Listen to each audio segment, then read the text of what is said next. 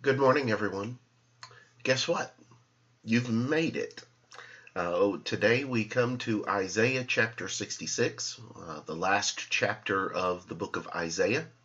And today we will be examining the reading of the chapter. Tomorrow we will look at some lessons from the chapter, Lord willing, and we will have concluded our study through the book of Isaiah. We will have been working on it for approximately 4 months if you've been doing it anywhere close to every day. Some of you may not see this for a while yet, and that's fine too.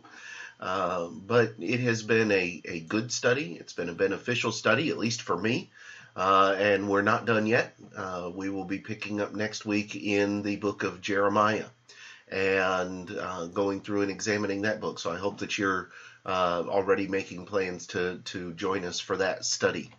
But this morning, we come to Isaiah chapter 66. It is 24 verses long, and let's see what it is that God has to say through the prophet Isaiah in this final chapter of the book of Isaiah. We begin reading in verse 1, and there we find, "Thus says the Lord, Heaven is my throne, and earth is my footstool. Where is the house that you will build me? And where is the place of my rest? For all those things my hand has made, and all those things exist, says the Lord. But on this one will I look, on him who is poor and of a contrite spirit, and who trembles at my word. He who kills a bull as if he slays a man, and who sacrifices a lamb as if he breaks a dog's neck. He who offers a grain offering as if he offers swine's blood. He who burns incense as if he blesses an idol. Just as they have chosen their own ways, and their soul delights in their abominations. So I will choose their delusions, and bring their fears on them. Because when I called, no one answered. When I spoke, they did not hear. But they did evil before my eyes, and chose that in which I do not delight. Hear the word of the Lord, you who tremble at his word. Your brethren who hated you, who cast you out for my name's sake, said, Let the Lord be glorified, that we may see your joy. But they shall be ashamed. The sound of noise from the city, a voice from the temple, the voice of the Lord, who fully repays his enemies. Before she was in labor, she gave birth. Before her pain came, she delivered a male child. Who has heard such a thing? Who has seen such things? Shall the earth be made to give birth in one day, or shall a nation be born at once? For as soon as Zion was in labor, she gave birth to her children. Shall I bring to the time of birth and not cause delivery, says the Lord? Shall I, who cause delivery, shut up the womb, says your God? Rejoice with Jerusalem and be glad with her, all you who love her.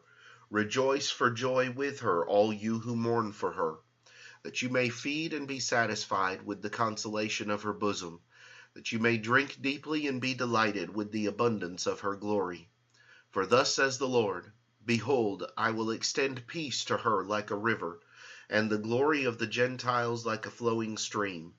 Then you shall feed. On her sides you shall be carried, and be dandled on her knees. As one whom his mother comforts, so I will comfort you, and you shall be comforted in Jerusalem. When you see this, your heart shall rejoice, and your bones shall flourish like glass. The hand of the Lord shall be known to his servants, and his indignation to his enemies. For behold, the Lord will come with fire, and with his chariots like a whirlwind, to render his anger with fury, and his rebuke with flames of fire. For by fire and by his sword the Lord will judge all flesh, and the slain of the Lord shall be many.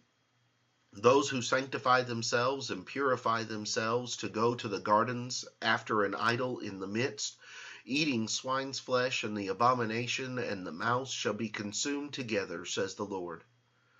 For I know their works and their thoughts. It shall be that I will gather all nations and tongues, and they shall come to see my glory. I will set a sign among them, and those among them who escape I will send to the nations, to Tarshish and Pul and Lud, who draw the bow, and Tubal and Javan, to the coastlands afar off, who have not heard my fame nor seen my glory, and they shall declare my glory among the Gentiles.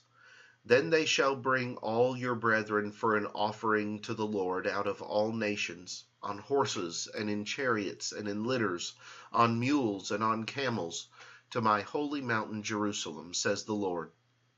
As the children of Israel bring an offering in a clean vessel into the house of the Lord, and I will also take some of them for priests and Levites, says the Lord. For as the new heavens and the new earth which I will make shall remain before me, says the Lord, so shall your descendants and your name remain. And it shall come to pass that from one new moon to another, and from one Sabbath to another, all flesh shall come to worship before me, says the Lord. And they shall go forth and look upon the corpses of the men who have transgressed against me. For their worm does not die, and their fire is not quenched.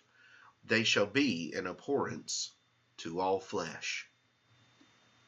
In this final chapter of Isaiah, it is again a message of vengeance, of justice, but also of hope and of restoration for the servant of God. And so tomorrow we'll come back and pull another lesson or another set of lessons from chapter 66 and see what we need to hone in on as we examine this chapter. But until then, I hope you have a great day.